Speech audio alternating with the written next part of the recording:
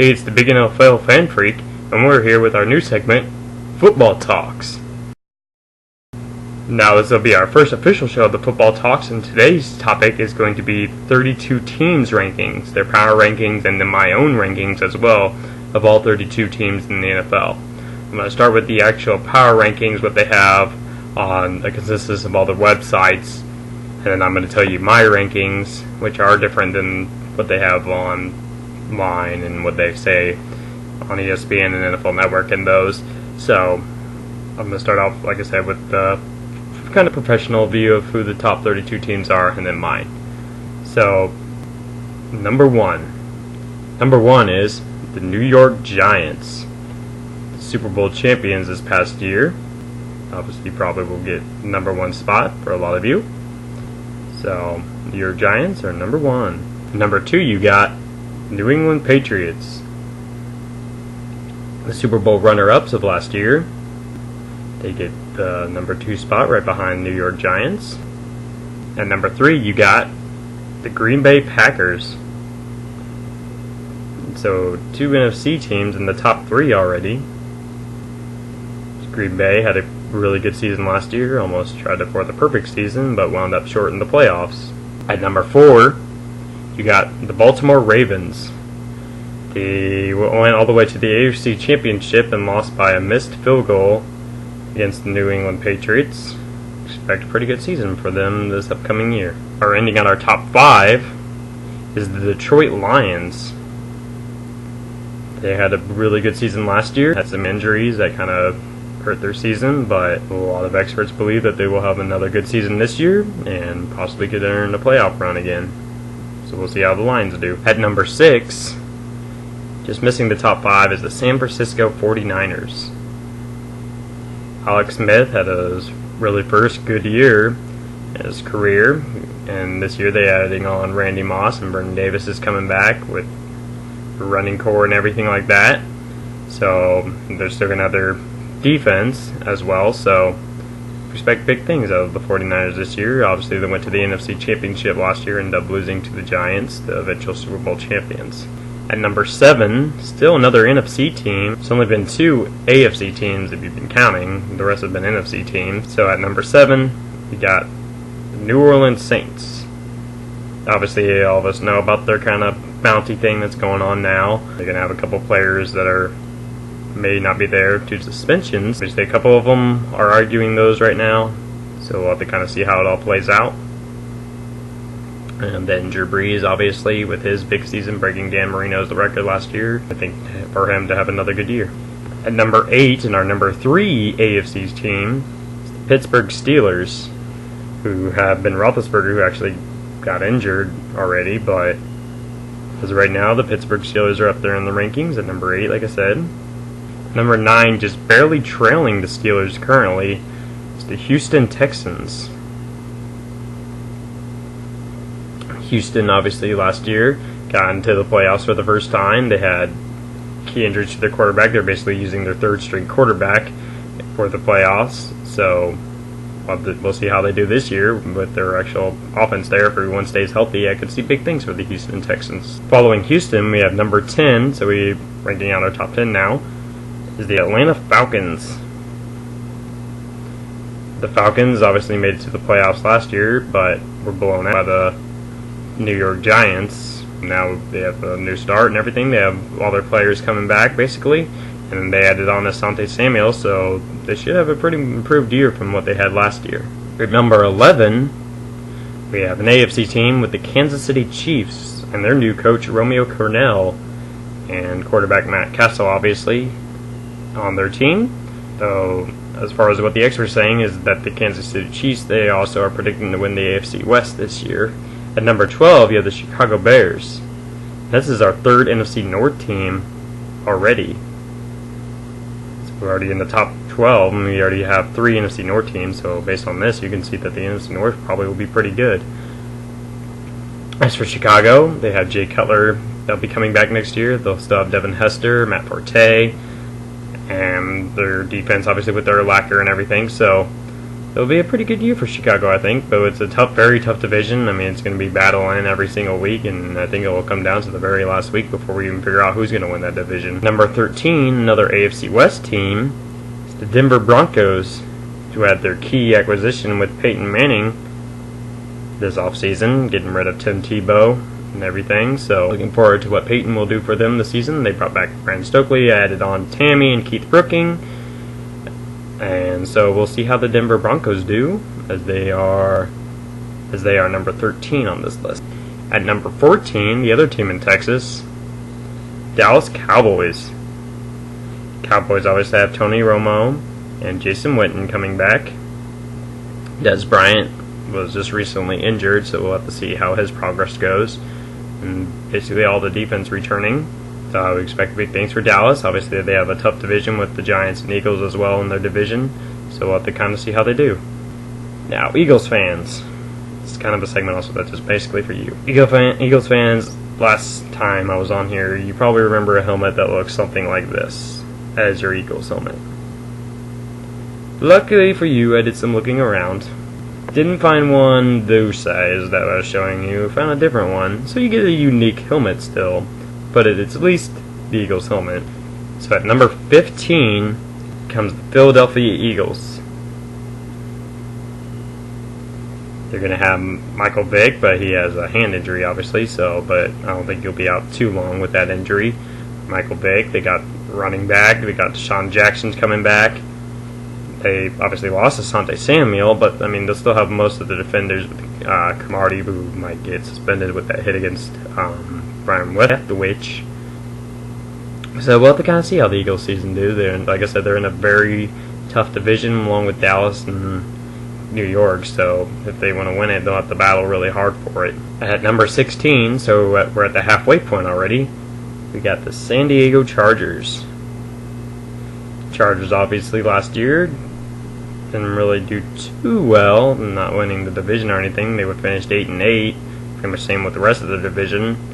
A lot of the experts think they'll do better, but they're our third-ranked AFC West team so far. So they're expecting them to be number 3 this year, although they have a pretty good team returning with Antonio Gates, Phillip Rivers still, who had an okay-ish year last year.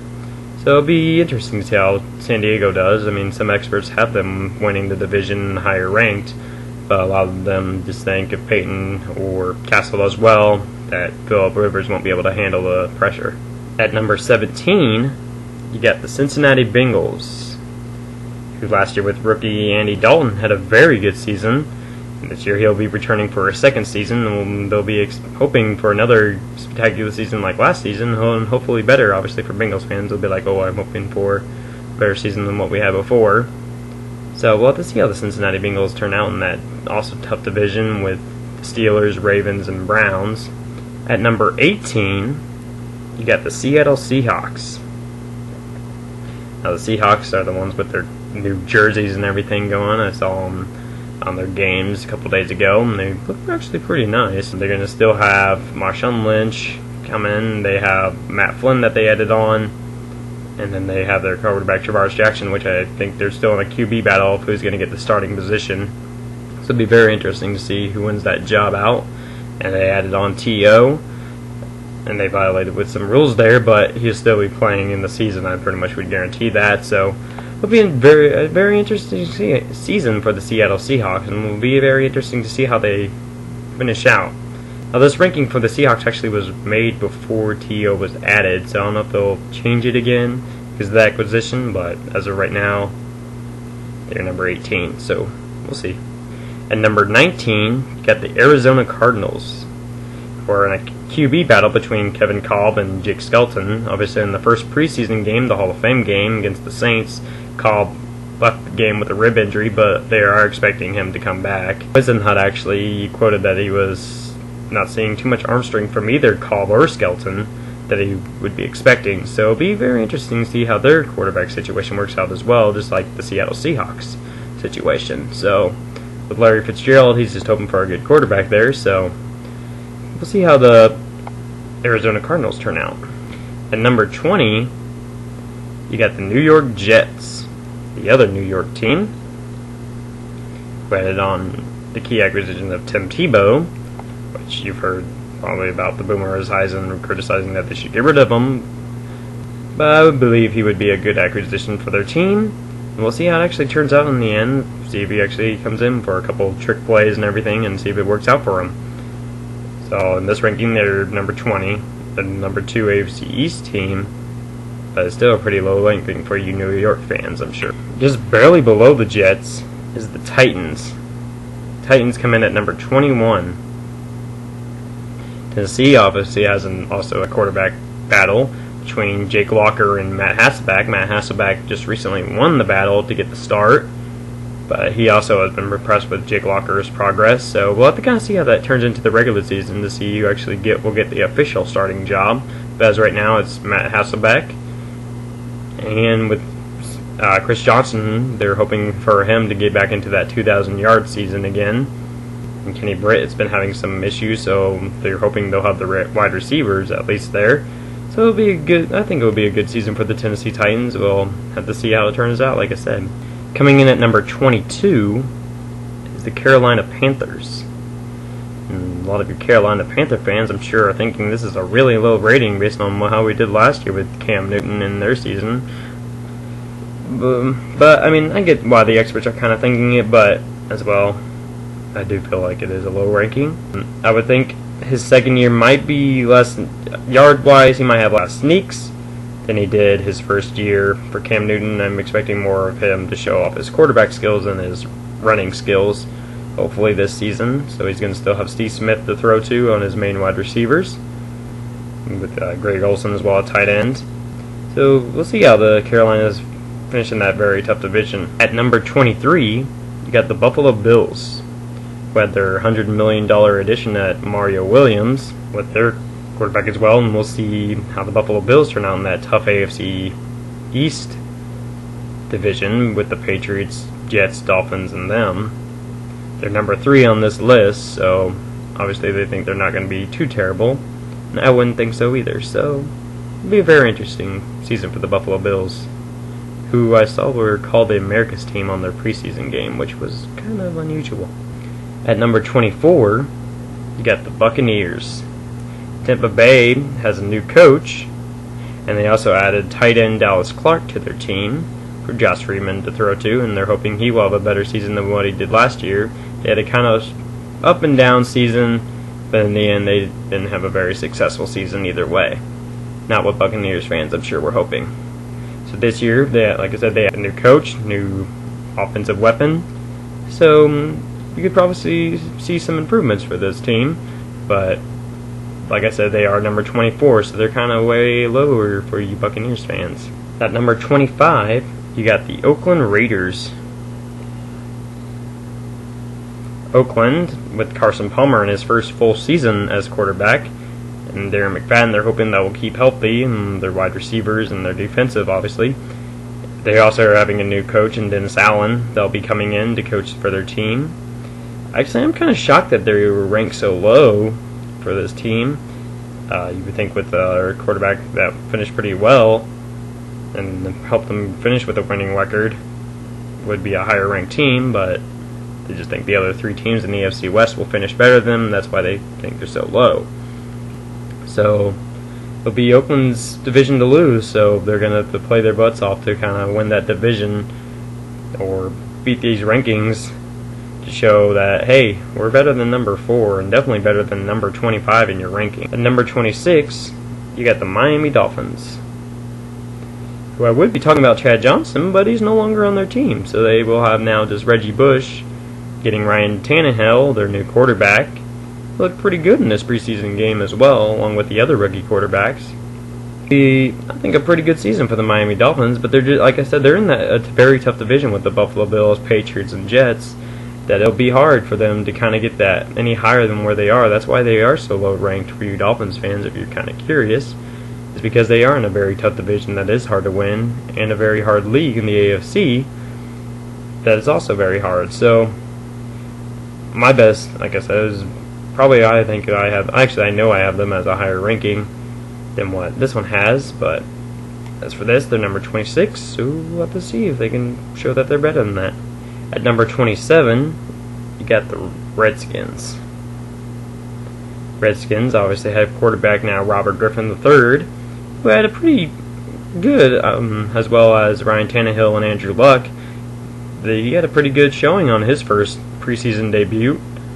Didn't run for any touchdowns or anything, but I mean, he had a passing touchdown. He led to a scoring touchdown as well. So he had a pretty good 3-drive set, is what I saw when I watched the game against the Bills. I believe it was who it was he was playing. So I would think the Redskins will have a pretty decent season this year, but they are in a very tough division. That's why it'll be very hard for them to get a good record against the Eagles, Cowboys, and Giants, past Super Bowl winners. So it will have to be their time to show it if they're ready to contend for that division. So we'll have to kind of see how RG3 can pull it off. Just almost making it above the Redskins is the Indianapolis Colts. Colts obviously had the first round draft pick with Andrew Luck, who had a 2-touchdown game, 3 touchdown driving on his 4 drives that he had for the Indianapolis Colts, top on the rookies so far that we've seen. From what I saw, because I was at the game actually, it'll be a pretty good season because they did end up blowing out a team by pretty much 4 touchdowns in that game. So Indianapolis is also in a very hard division with the Texans, Jaguars, and Titans. On this list, they have them at number 3 in the division, so it'll be the Colts' game to show if they can do better than that 2-14 season they had the year before, where it just kind of all pretty much fell apart. So be up to Andrew Luck and the whole new coaching staff to prove that, hey, we can still contend for this division and get back to where we were before with Peyton. At number 29, the St. Louis Rams, who actually I just talked about. Rams have new head coach Jeff Fisher that came in. They're still going to have running back Steven Jackson and quarterback Sam Bradford as their quarterback. So I would expect the Rams. They are also a very tough division. And I think as on this ranking, they are the last one. They're number 4 in the rankings of their division as well. So they would have to hope for a very good season from their defense to kind of help them out with their offense, because it's pretty much just Steven Jackson's job right now for that team to kind of lead them. But Sam Bradford I know he can throw the ball, but with not very elite targets to throw it to. It'll be kind of interesting to see how the Rams do this season. As far as the ranking goes, they're number 29. At number 30, the Minnesota Vikings dropped a lot from last year. Had Donovan McNabb, then cut him. Now they have Christian Ponder as their quarterback, and they're still going to have AP, who had an injury season last year, so they're all hoping that AP will come back healthy, and Percy Harvin and Jared Allen, who had a very high sacking game as well. So, I mean, they have all the things that are there. They just have to kind of get all the chemistry together, and I mean, they're also in a very hard division with the Packers, Bears, and Lions. I mean, it's a very hard division to win. But if they can kind of show off that, hey, we're a contending team, we have a good team here, and win a lot of their games, they might have a chance to compete for that division alongside all those other teams. But as far as the ranking goes, they are number 30 in the rankings.